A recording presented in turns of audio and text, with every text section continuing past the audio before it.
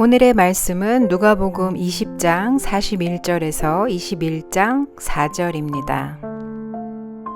예수께서 그들에게 이르시되 사람들이 어찌하여 그리스도를 다윗의 자손이라 하느냐. 시편에 다윗이 친히 말하였으되 주께서 내 주께 이르시되 내가 네 원수를 내 발등상으로 삼을 때까지 내 우편에 앉았으라 하셨도다 하였느니라. 그런즉 다윗이 그리스도를 주라 칭하였으니 어찌 그의 자손이 되겠느냐 하시니라. 모든 백성이 들을 때에 예수께서 그 제자들에게 이르시되 긴 옷을 입고 다니는 것을 원하며 시장에서 문안받는 것과 회당의 높은 자리와 잔치의 윗자리를 좋아하는 서기관들을 삼가라. 그들은 과부의 가산을 삼키며 외식으로 길게 기도하니 그들이 더 엄중한 심판을 받으리라 하시니라.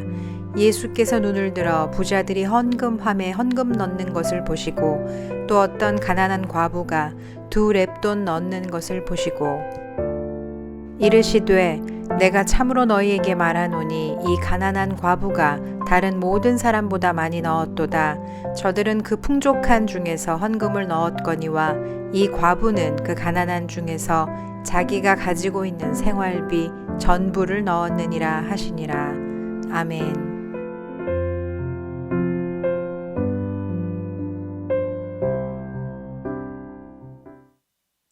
이 아침에 기도하러 나오신 모든 분들을 주의 이름으로 축복하며 또 환영합니다.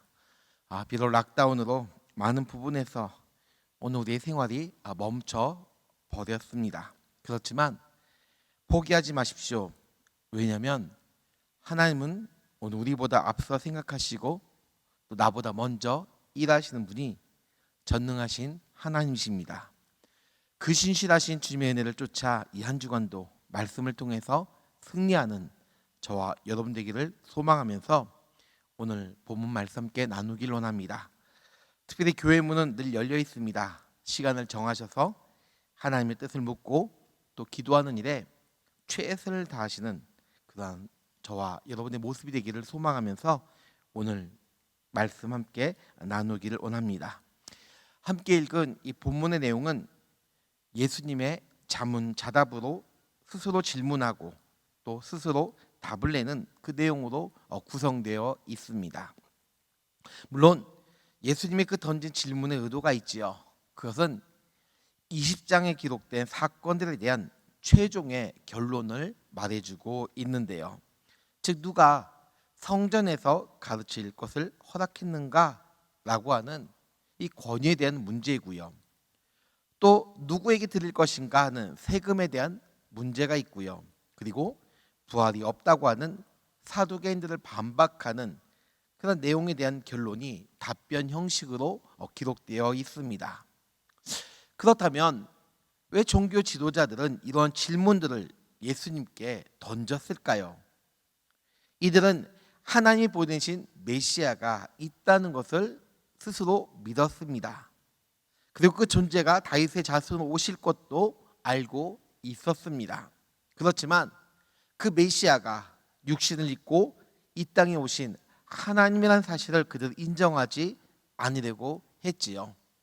즉 이들이 갖고 있는 신앙의 모습은 메시아의 존재는 알고 있지만 그 존재에 대해서 마치 절름발이식 믿음 50%는 알고 50%는 모르는 그런 사람들이었습니다. 오늘 우리에게 적용한다면 여러분에게 있어 예수님은 누구이십니까? 예수님, 우린 다 압니다. 그분은 하나님의 아들로 우리 인생의 생사화복을 주관하시는 역사의 주관자 되신 분이심을 우리가 믿고 있지요. 그런데 한 가지 잊고 있는 것은 그 역사의 주관자 되신 하나님이 오늘 나를 지금도 사용하고 있다는 점은 종종 잊어버릴 때가 많이 있습니다. 그래서 우리는 하나님을 찾되 늘 내 인생 속에서 늘 기적을 행하시는 분으로만 우리가 믿고 생각할 때가 얼마나 많이 있습니까? 물론 하나님의 능력은 무한하십니다. 그래서 무에서 유를 창조하시고 또 그 창조하심 속에서 하나님께 영광을 돌리는 분이 하나님의 아들 예수 그리스도이심을 우리가 알 수가 있죠. 그런데 그 주님을 이제는 개인의 편협된 생각, 나를 위해서 존재하시는 하나님으로만 우리가 생각하고 오히려 가둬놓고 있기 때문에 우리 인생 또한 예수님을 50%는 이해하고 50%는 내 생각으로 채우는 경우들이 참 많이 있는, 그래서 모순된 신앙의 소유자들임을 우리가 또한 보게 되죠. 오늘 보면 이 45절에서 47절 서기관 행동을 우리가 삼가라고 하는 말씀이 그 안에 기록되어 있습니다. 이들의 행동은 무엇이었습니까?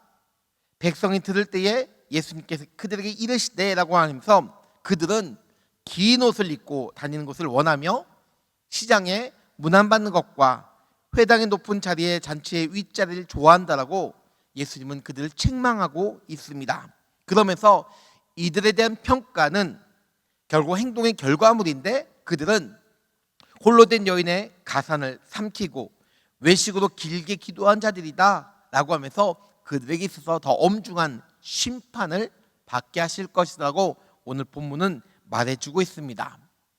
왜 그럴까요? 이들은 청산유수처럼 말은 잘하지만 그러나 삶은요, 욕심으로 늘 뭉쳐있고 교만하며 이중 삼중적인 모습을 갖고 마치 포장된 그런 인생을 살았던 자들이 종교 지도자들이었습니다. 그래서 21장에서는 한 사건을 우리가 보여주고 있죠. 즉 말만 한 자와 행동으로 삶을 보여주는 두 종류의 삶을 그 예를 들어서 우리가 확인할 수가 있습니다. 특별히 21장 1절에 보니까 예수님께서 눈을 들어 헌금함을 보시는 것으로 오늘 본문은 시작되고 있습니다. 이 내용을 한번 생각해 볼 때 사회적 배경을 보면 당시 예루살렘의 성전은 재건 공사가 진행되었고 또 이것을 위해서 모금이 진행되고 있었습니다. 주전 20년경에 시작해서 주 63년, 64년까지 계속해서 진행이 되었는데요. 오늘 본문 말씀의 배경이 되는 것은 현재 3분의 2 정도 진척이 된 주 33년경이라고 학자들은 이야기합니다. 저희들은 성전을 짓기 위해서 최대한 많은 사람들로부터 수금하기 위해서 여인들의 뜰에 13개의 나팔 모양으로 생긴 헌금함을 만들었다고 합니다. 그리고 그곳에 지나가는 사람들, 그 환경을 보면서 예수님이 지켜봤다는 거죠. 즉 많은 돈을 넣는 부자들, 그들의 소리는 마치 나팔이 울리듯 이목을 집중시켰던 그 장면을 볼 수가 있고요. 그러므로 말미암아 어떤 이들은 정말로 그들 때문에 예배당이 짓고 있구나, 성전이 지어져 가고 있구나, 이제 성전이 성전다워지겠구나 하는 식으로 찬사를 내뱉는 경우도 종종 있었습니다. 그런데 오늘 본문 속에 등장한 한 여인, 홀로 된 여인이었습니다. 그런데 이 여인이 놓는 돈은 2렙돈이었습니다. 오늘날로 말하면 한 웅이알 정도, 아니면 도이스알 정도 되겠지요. 아무런 가치가 없는 그런 모습. 그러나 오늘 예수님은 그 여인의 행동에 대해서 말씀하고 있습니다. 어쩌면 그녀의 행색, 부자들과 전혀 달랐을 그 모습이겠죠.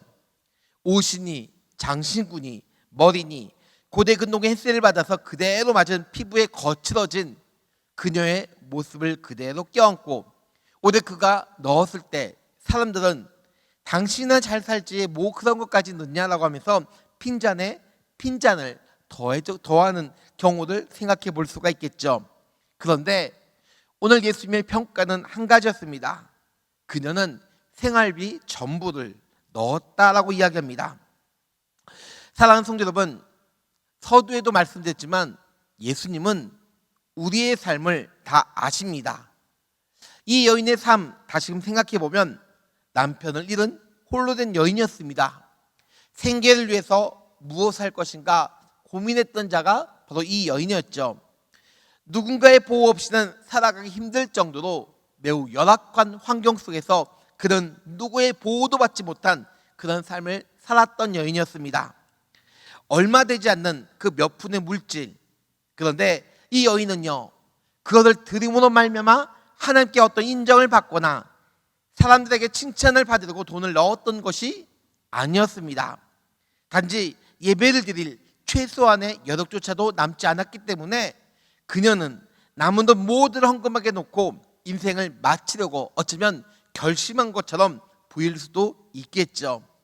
근데 여러분, 우리가 이 본문 말씀을 생각해 보면서 서두에도 말씀을 드렸지만 오늘 어떤 신자들은 예수님의 모습 보면서 그분은 기적을 행하시는 분이시다, 그분은 인생의 생사화복을 주관하신 분이시다 라고 믿지만, 그러나 오늘 이 여인의 인생을 통해서 보면 그 여인은요, 하나님이란 존재가 기적을 행하신 분만 믿은 것이 아니라 그분은 내 전부 되시기에 내 것을 있는 그대로 주 앞에 드리기를 원합니다.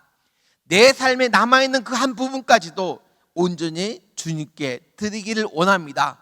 그녀에게 있어 어떤 주님을 볼 때 그는 정치적 목적도 아니었고 내 삶에 무엇인가를 채우는 분도 아니었고, 그냥 하나님은 나의 전지전능하신 하나님, 그 한 분만으로 내 인생을 온전히 드리는 자의 모습임을 오늘 성경은 비춰주고 있지요.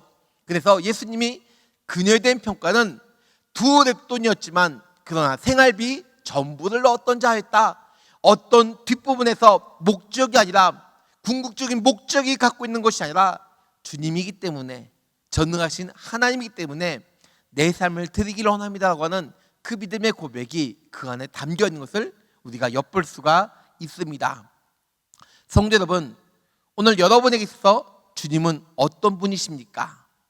오늘 여러분이 믿는 하나님은 여러분에게 있어 어떤 분이십니까? 내 인생에 기적을 행하신 분이기 때문에 이 아침에 기도할 때, 주여 내 문제가 이렇게 산적해 있습니다, 내가 주 앞에 헌신할 테이니 이 부분을 해결해 달라고 하는 그런, 마치 가계부를 들고 교회 찾아 나와서 하나님 이것 좀 보십시오, 내 문제가 이렇습니다, 그걸 주님께 맡기오니 주님이 해결해 달라고 하는 그런 당부가 그 안에 담겨 있다면 그 주님은 어쩌면 내 목적을 위해서, 내 삶의 인생을 위해서 살아가는 주님이 아닐까요 하는 생각도 해보게 됐죠.